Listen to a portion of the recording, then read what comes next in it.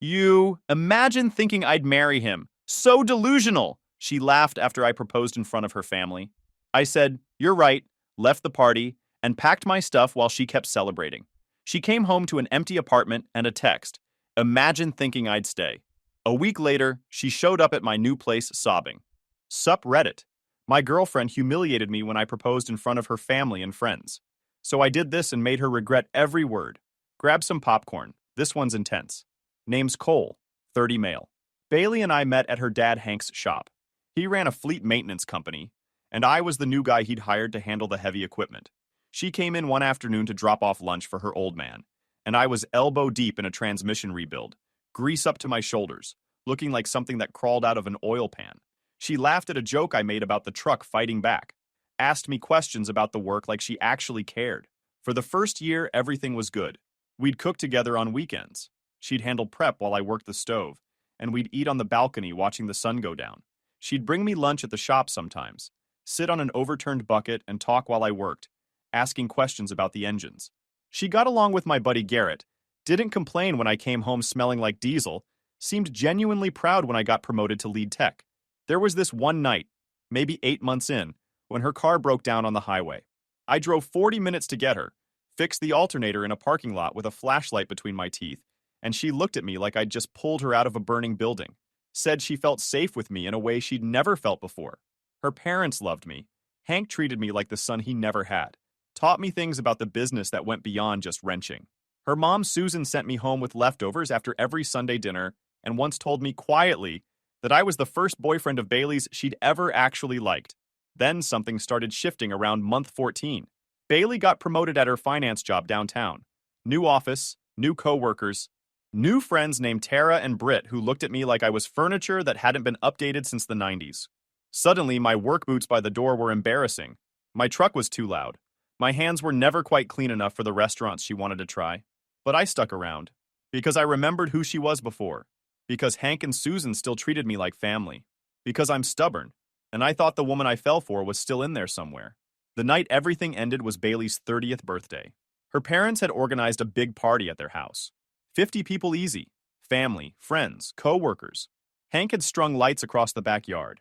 Susan made enough food to feed an army. I'd been helping set up since noon, moving tables, hanging decorations, making sure the sound system worked. I'd also been carrying a ring in my pocket for 3 weeks. $1,400. A round solitaire she'd pointed out in a jewelry store window back when she still pointed at things she liked without calculating their resale value. The plan was simple. Wait until the cake. Pull her aside. Propose privately. I'm not a public spectacle kind of guy. Never have been. But Bailey's sister Margot caught me checking my pocket for the 10th time and figured it out immediately. Margot was 3 years younger than Bailey and the polar opposite. She worked as a vet tech, drove a 10-year-old hatchback. She'd always been cool with me. Sometimes I got the feeling she was the only one in Bailey's new circle who still saw me as a person instead of a liability. Wait, you're proposing tonight? Margot had asked, catching me by the refreshment table. I told her that was the plan. She got quiet for a second, like she was deciding whether to say something. Then she just nodded, wished me luck, and walked away with this look I couldn't quite figure out. The party was in full swing by 8. Bailey was holding court near the patio, surrounded by Tara and Britt and a handful of coworkers I'd met maybe twice. She looked good. She always looked good. I waited until the crowd started thinning after cake. Caught Bailey's eye and nodded toward the side of the house, away from everyone. She rolled her eyes but came over anyway, Tara and Britt trailing behind her like they always did. I asked if we could talk alone for a second. She said whatever I needed to say, I could say in front of her friends. Tara smirked. Britt pulled out her phone like she was expecting content. I should have walked away right there. But I was already holding the ring, already committed, and things were moving whether I liked it or not. Sometimes you make the wrong call, because backing out feels harder than just going through with it. I got down on one knee right there on Hank's side lawn, with 3 people watching. I didn't do a big speech, just told her I loved her, that these 3 years had meant everything to me, and asked if she'd marry me. The silence that followed felt like it lasted forever. Then Bailey laughed, not a happy laugh. This sharp, dismissive sound that cut right through the evening air. "Oh my God," she said, loud enough that people on the patio turned to look. "Are you serious right now?" I said I was. She looked at Tara and Britt like she couldn't believe what she was seeing. "Can you believe this? At my birthday party? More people were drifting over now. I could see Hank and Susan at the edge of the patio, frozen mid-conversation. Bailey's aunt, a couple of her coworkers, everyone watching. Bailey turned back to me with this look I'd never seen before. Just pure contempt. Cole, you're a mechanic. You fix trucks. You come home smelling like an engine and you think I'm going to marry you? Tara snorted. Britt was definitely recording now. I mean, it's been fun, Bailey continued, her voice carrying across the whole backyard now. You're reliable. You're stable.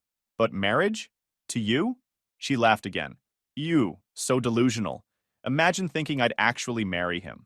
She said him, not you. Him. Like I wasn't even standing there. Like I was a thing she was describing to strangers.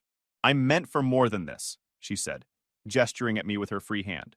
More than a guy whose biggest ambition is a bigger toolbox. I've been waiting for something better to come along. You were just keeping the seat warm. Dead silence across the yard now. I could see Susan's hand covering her mouth. Hank looked like he'd been punched in the gut. Margot was pushing through the crowd toward us, her face furious. I closed the ring box, stood up, brushed off my knee. Everyone was watching, waiting to see if I'd cry or beg or make a scene. I did none of that. I looked at her smirking friends, at the phone still recording, and I just went cold. Like something just shut off. You're absolutely right, I said. My mistake. I turned and walked toward the side gate. Didn't run, didn't storm off, just walked like a man who finally got it. Hank called my name. I heard Margot say something sharp to Bailey. Heard Susan start crying. Didn't stop. Didn't look back. Got in my truck. Started the engine. Drove away from 3 years of my life like I was leaving a job site at the end of shift. The only thought in my head was to go home. Take back everything that's mine. Disappear. Bailey and I had been living in a townhouse I'd found. 2 bedrooms. Small garage where I kept my tools. Decent neighborhood. I paid 65% of the rent even though she technically made more on paper after her promotion. But Bailey had student loans she never talked about, credit card debt from before we met, and a credit score that made landlords nervous. So I covered the real bills while she handled her image. I'd also been paying for her car insurance for the last 8 months because she'd gotten 2 speeding tickets and her rates had tripled. Paid for the new tires on her car last spring. Covered the vet bills when she'd insisted on getting a cat she didn't actually take care of. Put my name on the internet and utilities because her credit was worse than she let anyone know. All those details were running through my head as I drove home. Like I was taking inventory. A mental checklist of every thread connecting me to her that needed to be cut. I changed out of my good clothes into work jeans and a shop shirt. Same thing I'd wear for a big job. Started in the garage. My tools alone were worth more than her entire wardrobe. Every socket, every wrench, every diagnostic scanner, all mine. Into the truck bed. Took my air compressor, my welding equipment, the workbench I'd built myself. The garage was empty in 40 minutes. Living room next. My books, my records. The TV I'd bought, not that she ever acknowledged that. The sound system. The actual comfortable furniture that I'd owned before we moved in together. Left her decorative nonsense. The cat was sitting on the kitchen counter watching me work. His name was Chester, and I was pretty sure he hated Bailey almost as much as I did now. She'd wanted a cat for Instagram purposes, then promptly ignored him for 2 years. I fed him. I cleaned his box. I took him to the vet. I looked at Chester, and he looked at me. The carrier was in the hall closet. He walked right in without a fight. Even the cat knew it was time to bounce. Kitchen. My cast iron collection. My good knives. The espresso machine I'd saved up for. Left the decorative copper pots she'd hung on the wall. I found all the documentation for the utilities. Called the electric company from the townhouse landline and scheduled a transfer out of my name at the end of the billing cycle. Same with internet. Same with the water company. All in my name. All about to become her problem. Her car insurance was auto-paying from my account. I logged in on my phone and canceled the payment authorization. If she wanted coverage, she'd need to set up her own policy. 3 hours. That's how long it took. The townhouse looked gutted. Half-empty shelves. Gaps where furniture used to be. I sat on the kitchen floor with Chester's carrier next to me and pulled out my phone. Her contact photo was still smiling at me. I sent one message. Imagine thinking I'd stay. Hit send. Blocked her number. Blocked her on everything. One by one. Thorough. Garrett answered on the second ring. Didn't even ask what was wrong. Just said he'd meet me at his place with the truck bay open. 15 years of friendship and not once had he let me down. I loaded the last of my stuff and drove across town with Chester riding shotgun in his carrier, surprisingly calm. Garrett was already outside when I pulled up. He took one look at the loaded truck bed, at the cat carrier, at my face, and just shook his head. She finally showed you who she was, huh? I told him she'd done it in front of 50 people at her birthday party. He was quiet for a second. Then, good. Now you can stop pretending you didn't already know. He wasn't wrong. We unloaded everything into his garage. He had a spare room I could use. His wife, Dana, came out in her robe, took one look at the situation, and went straight to the kitchen. Came back with sandwiches, coffee, and a blanket. Didn't ask a single question. Just handed me a plate and said the guest room had clean sheets. Later, when Garrett and I were finishing up in the garage, he asked me what happened. I told him the short version. He listened, nodding slowly, then shook his head. Man, I saw it coming, he said. Just didn't know how to tell you. You were so convinced she was going to snap out of it. I asked why he hadn't said anything. He shrugged. Would you have listened? Fair point. Dana had a different take when I talked to her the next morning. She'd known Bailey's type before. Said some people see relationships like transactions.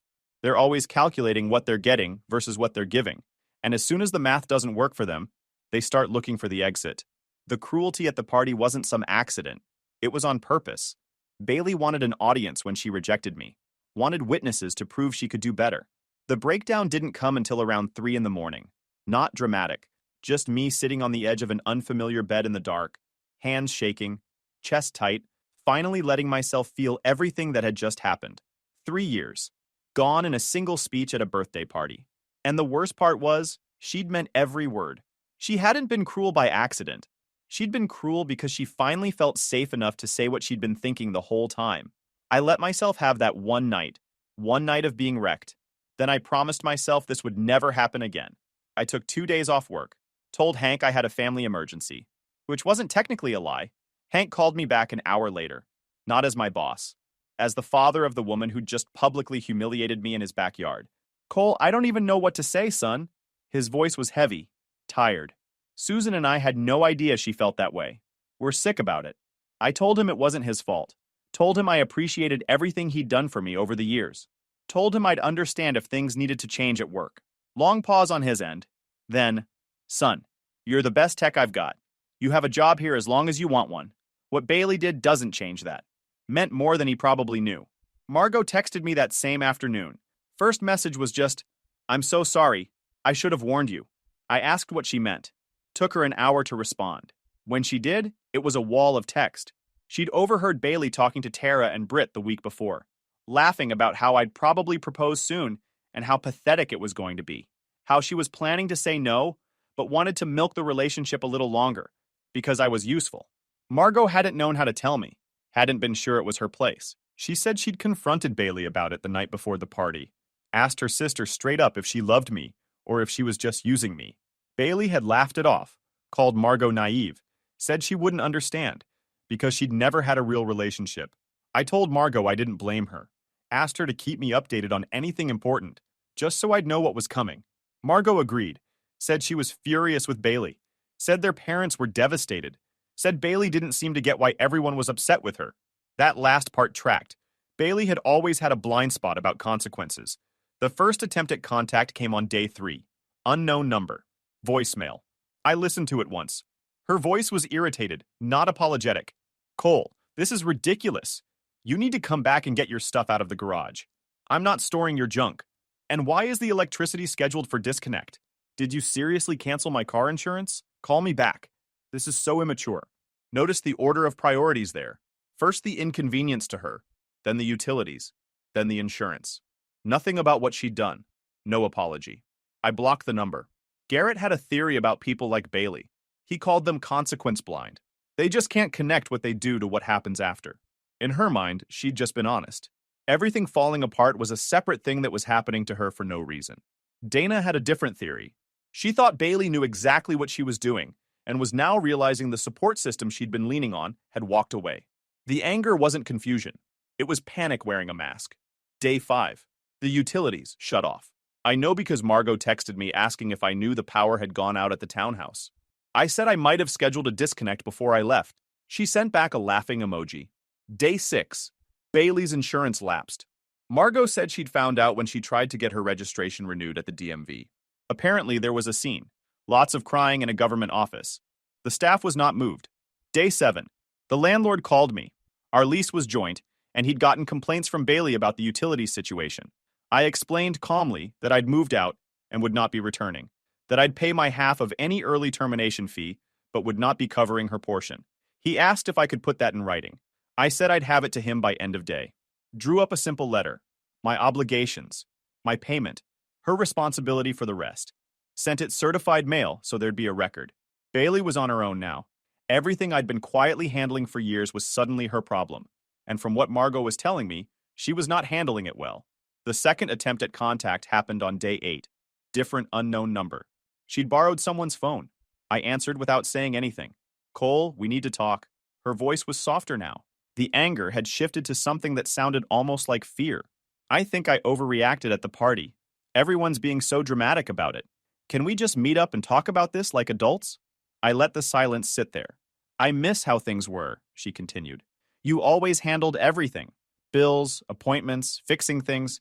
I didn't realize how much I depended on that. Can you just come back and we can figure this out? You humiliated me in front of your entire family, I said, keeping my voice flat. You said you were waiting for something better. You said I was keeping the seat warm. I didn't mean it like that. You said him, not you. Him. Like I wasn't even a person standing right there. Nothing from her end. I settled the lease and my share of the termination fee. Your portion is on you. I've taken myself off all the shared accounts. There's nothing left to talk about. Cole, please. I ended the call, blocked the number. Garrett worked at the same shop as me. Different department. He handled the light trucks while I was on heavy equipment, but we shared a lunch break and plenty of overlap. Having him around made the whole thing easier. 3 weeks after the party, he came back from a parts run with some interesting news. Ran into someone who knows Bailey's friend Tara, he said, dropping into the break room chair across from me. Apparently your ex has a new boyfriend already. Some finance guy named Bryce. Works at a competing firm to hers. They met at some networking thing last week. Less than a month after publicly humiliating the man she'd been with for 3 years. I asked what Bryce was like. Garrett grinned. You know those guys who show up at car meets with leased sedans and act like they own the dealership? That guy. All flash, no substance. Talks about himself in the third person sometimes. Wears those shoes with no socks. I said he sounded like exactly what Bailey deserved. Oh, it gets better, Garrett continued. Word is he's got a reputation. Previous girlfriend found out he was running the same game on 3 other women at the same time. The whole thing blew up about a year ago. He just moved to this area to start fresh. Perfect. Bailey had been so busy mocking my life that she'd run straight into the arms of a walking red flag. The universe has a sense of humor sometimes. Margot confirmed the relationship a few days later. Said Bailey was posting constantly. New boyfriend this. Amazing connection that. Really over the top about how happy she was. Meanwhile, I was getting into a routine. Work. Gym. Garrett's spare room was comfortable enough. Dana didn't mind Chester, who had become way more affectionate now that he wasn't being ignored 16 hours a day. I started looking at apartments, something small. Found a decent 1-bedroom about 20 minutes from the shop. Clean. Quiet. Good landlord. Signed the lease on a Thursday. Started moving in that weekend. The third attempt at contact happened while I was carrying a box up the stairs to my new place. Unknown number. Text this time. Cole, please just talk to me. Everyone is mad at me. My parents won't stop bringing it up. Margot isn't speaking to me. Tara said I should have handled things differently. I'm alone here. The complete lack of self-awareness was almost impressive. Even now, even after everything, she still didn't see what she'd done wrong. She just saw that people were upset with her, and she couldn't figure out why. I didn't respond, just blocked the number and kept carrying boxes. Garrett helped me finish moving that weekend. Dana brought over a housewarming gift, a cast iron skillet to replace the one I'd had to leave behind. My new apartment was sparse but functional. Bed from Marketplace, desk from the same guy, a single comfortable chair I'd found at a thrift store. Chester seemed to approve. He claimed the sunny spot by the window immediately and defended it from absolutely no one. I was rebuilding, piece by piece, day by day. Bailey, according to Margot, was doing the opposite. The new boyfriend wasn't going well. Bryce had borrowed money twice already, once for a temporary cash flow thing, once for some can't-miss investment opportunity. Bailey had apparently floated him close to $600 in 3 weeks. Sound familiar? She'd always had a weakness for guys who seemed sophisticated. The difference was, I'd been smart enough to never ask her for money. Her work situation was falling apart too. She'd missed a deadline, blamed it on personal stuff, and her boss wasn't having it. There was talk of a performance improvement plan. The girl who'd mocked my job for being beneath her was suddenly in danger of losing her own. I didn't celebrate hearing this, but I didn't feel bad for her either. Consequences were just showing up where they were supposed to. The fourth attempt at contact was a letter, physical mail. She'd found my new address somehow, probably through the landlord at the old townhouse or some other paper trail I hadn't fully cut. The letter was 4 pages long. I read the first paragraph, which was mostly about how unfair everyone was being to her, how she didn't deserve this, how I'd abandoned her without giving her a chance to explain. I stopped there. The rest was more of the same, I was sure. Me, me, me. I. No acknowledgement. Just endless victim mode. I shredded it, fed Chester his dinner, watched a game with the sound low. Somewhere across town, Bailey was spiraling, and I was finally, mercifully, good. 8 weeks after the party. That's how long it took before I started feeling like myself again. Stable, solid, like I'd found my footing after months of standing on something that was always about to give way. Work was good. Hank had given me a small raise, unprompted. Said I'd earned it. Said he was glad I was still there. The unspoken message was clear. He knew what his daughter had done, and this was his way of making it right, without having to say it out loud. I appreciated that, Yated. My apartment was slowly becoming an actual home. I bought a small couch, hung a few things on the walls, got a coffee maker. Chester had claimed approximately 60% of the available floor space as his personal territory, which seemed about right for a cat. I reconnected with people I'd lost touch with during the Bailey years. High school friends, guys from my apprenticeship program, people she'd dismissed as boring or basic, who turned out to be exactly the kind of steady, reliable people I needed. Garrett and Dana had me over for dinner most Sundays. We'd grill something, watch whatever game was on, talk about normal stuff. No drama, just regular people being regular. Margot had become an unexpected friend through all of this. She'd text me updates occasionally, always with the disclaimer that she wasn't spying, just thought I should know what was going on. I appreciated the intel, because knowing helped me see any chaos coming, and chaos was definitely coming. Bailey and Bryce had moved fast. Way too fast. They were apparently living together now, after less than 2 months of dating. He'd moved into the townhouse, my old townhouse, because his lease had fallen through and he needed somewhere to stay. Translation: he'd been evicted, and Bailey was too desperate to ask questions.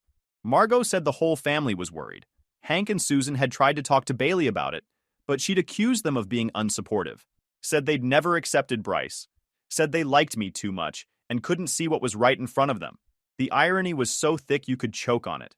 The money situation was getting worse too. Bryce had talked Bailey into some kind of investment thing.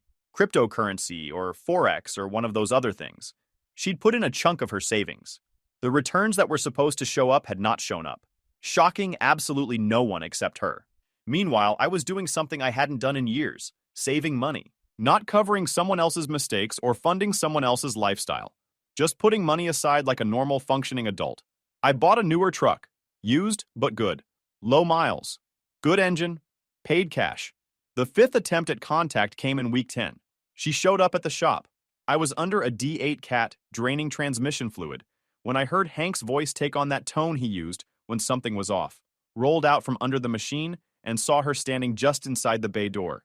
She looked rough. Hank was already walking toward her, looking like he was torn between being her dad and being professional.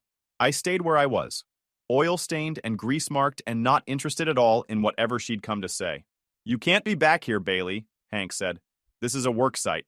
"I just need 5 minutes," she said, looking past him at me. "Cole, please, just 5 minutes." I didn't move. "Bryce left," she said, her voice cracking. "He took everything. Money from the account, the TV, my grandmother's jewelry. He's gone. I called the cops, but they said it's a civil matter because we were living together." Hank turned to look at me, checking my reaction. I kept my face blank. "That sucks, but I don't know what you want me to do about it." "I screwed up," she said. "Coming here, asking for help. I know it's a lot, but I don't have anyone else. My friends won't call me back. Tara blocked me after I asked to borrow money. I've got nobody." I wiped my hands on a shop rag, took my time with it. "You told me I was a placeholder," I said finally. "You said I was keeping the seat warm for something better. Looks like something better came along. Sucks it didn't work out." Her face just fell apart, like the words were physically hitting her. Hank stepped forward. "Bailey, you need to go. This isn't the place for this." "Dad, please." "Now." She left. Didn't look back. Hank came over to me after she was gone, put a hand on my shoulder. Didn't say anything. Didn't have to. I went back to work. Transmission fluid doesn't drain itself. The full story about Bryce came out over the next few weeks, mostly through Margot's texts and the occasional update from Dana. She hears everything. Turns out Bryce wasn't just your average jerk. He was a professional con artist in a nice suit. The finance job was real, barely, but it was mostly a front for what he actually did. Find women with access to money and drain them dry. Margot did some digging and found he'd used at least 2 different last names in the past 5 years, plus a string of civil judgments and eviction filings in other counties. Bailey wasn't his first victim. She wasn't even his first victim this year. He'd done the same thing to at least 2 other women in the area before moving on. The cryptocurrency thing wasn't just a bad investment. It didn't exist. He'd had her send money to an account he controlled, showed her fake screenshots of returns, convinced her to put in more, then vanished with everything. The really brutal part? Margot found out that Bryce had been talking about Bailey to someone from his old city, called her an easy mark, said she was so desperate to prove she'd upgraded from her mechanic boyfriend that she didn't ask a single question about anything, didn't verify his job, didn't check his references. Margot said Bailey was looking at losses around $8,000, plus whatever he'd taken when he left, plus the emotional hit of realizing she'd been played by someone who never cared about her at all. Karma's got a particular kind of cruelty when it shows up. The fallout was everywhere. Bailey's credit card debt was apparently bad. The rent at the townhouse was now entirely on her, and she'd already missed 1 payment. Her car needed repairs she couldn't afford. Her work situation hadn't gotten better. If anything, it had gotten worse after she'd taken several unexplained days off during the whole Bryce disaster. Hank and Susan were helping where they could, but even parental patience runs out eventually. Hank told me quietly during a lunch break that they'd made it clear to Bailey that she needed to start owning her choices. No more rescues, no more excuses. Margot was less gentle about it. She'd apparently told Bailey exactly what she thought about her behavior over the past 3 years, including how she'd treated me. The conversation had not gone well. They weren't talking now. Tara and Britt had bailed, of course. Fair weather friends doing what fair weather friends do. When Bailey had clout, they were around. Now that she was struggling, they were conveniently busy. And me? I was doing fine. Better than fine, actually. I had my apartment. I had my job. I had friends who actually showed up. I had Chester, who had gotten way too comfortable in his new kingdom. I had Saturday mornings with coffee by the window, watching the world go by, feeling something I'd almost forgotten was possible. Peace. Actually feeling stable. Knowing exactly where I stood and not having to wonder if things were about to fall apart. Week 14. I came home from work on a Thursday evening. Regular day, put my keys on the hook, fed Chester, started thinking about dinner. Then the buzzer went off. My building had a security door at street level. You needed to be buzzed in or you needed a key. I wasn't expecting anyone. I hit the intercom. Yeah? Cole, it's me. Please let me in. Her voice was different. Desperate. I didn't respond. Just stood there, looking at the intercom. I know you're there. She said, I can see your truck in the lot. Please, I just need to talk. 5 minutes. Then I'll leave. I thought about ignoring it, letting her stand there until she gave up. But I was curious. I buzzed her into the building, walked to my apartment door and waited. Didn't open it yet. She looked like a completely different person walking up those stairs. Not the confident, polished woman who'd laughed at my proposal in front of her family. This was someone who'd been emptied out. Hair unwashed, no makeup, wearing a sweater I recognized from years ago, back when things were different. She looked like she'd been crying for days. She stopped at my door. I opened it 6 inches, chain still on. Didn't step aside. Didn't invite her in. Just stood there in the gap and waited for whatever this was. She tried to look past me into the apartment, at my sparse furniture, at Chester, who'd retreated to his spot by the window and was watching her with that suspicious cat look. Can I come in? She asked, barely above a whisper. No. Say what you gotta say. She finally looked at me. Her eyes were red and puffy. I lost everything, she said. The townhouse. The car's getting repoed. I'm staying with my parents because I've got nowhere else. My job is barely hanging on. Margot thinks I'm awful. She paused. My dad can barely look at me, barely. That last part hit different. Hank had always adored Bailey, always made excuses for her. Even when she was clearly wrong, he'd find some reason. For him to pull back like that meant something had really broken. I wondered if Margot had finally told him everything. The conversation she'd overheard. How Bailey had been planning the rejection for weeks, all of it. Bryce took everything, she continued. All my savings. Things that mattered to me. My grandmother's ring that I was going to wear at my wedding someday. And the cops can't do anything because he was smart about it. He made sure everything looked like I agreed to it. I signed stuff. I sent money on my own. I let him into my place. Hard to miss the irony there. I still didn't say anything. Just watched her. She took a shaky breath. I've been thinking a lot about the party. About what I said. About how I treated you. Not just that night. For months before that. Maybe longer. I was wrong, she said. And getting the words out seemed to hurt. Not just about you. About everything. I thought I wanted excitement. Adventure. Someone who matched the life I thought I deserved. She let out this hollow laugh. I got exactly what I asked for. Chester meowed once, low and unimpressed. Even the cat was over it. Cole, I know I've got no right to ask this, but is there any way we could try again? She stepped toward me, eyes desperate. I know I messed up. I know I hurt you, but you were stable and reliable and good, and I threw it away for someone who saw me as a mark. She reached for my hand. I moved it away. I'll do anything, she said. Move somewhere new, whatever it takes. Her voice broke. I can't do this by myself. You always handled everything, and now I'm drowning and I don't know what to do. There it was. Under all the apologies and the admissions, there it was. I let the quiet stretch until it got uncomfortable. So now that you've lost everything, I said, my voice flat, you want to fix things because I was useful. She flinched hearing her own words thrown back at her. I remember every word, Bailey. Every single one. You meant it. All of it. I was wrong. No, you just showed me who you really are, I corrected. You finally said out loud what you'd been thinking for months, maybe years. And now you want me to act like that never happened because your plan B blew up in your face. Tears were running down her face now. I'm not your safety net, I said. I'm not the backup plan you come running back to when the main plan falls apart. I'm worth more than what I can do for you. And I deserve someone who gets that from day one, not just when they're out of options. Cole, please. You asked if there's any chance we could try again. I shook my head slowly. No, there's not. There never will be. What you said at that party killed whatever was between us. You don't get to bring it back now because your life went sideways. She sobbed more. You need to leave, I said. You need to figure your life out on your own. Learn how to be responsible for yourself. Stop looking for someone to carry you. I don't know how to do that. Then figure it out. I started closing the door. Goodbye, Bailey. She put her hand on the door, trying to stop it. Cole, please? I waited. After a few seconds, her hand dropped. Goodbye, I said again. Closed the door. Locked it. Listened to her stand there for a long moment, then her footsteps going down the hallway. I went back inside and made myself dinner. Sat at my small table and ate in the quiet. I'd been called delusional for thinking I was worth marrying. Turns out I was worth a lot more than that.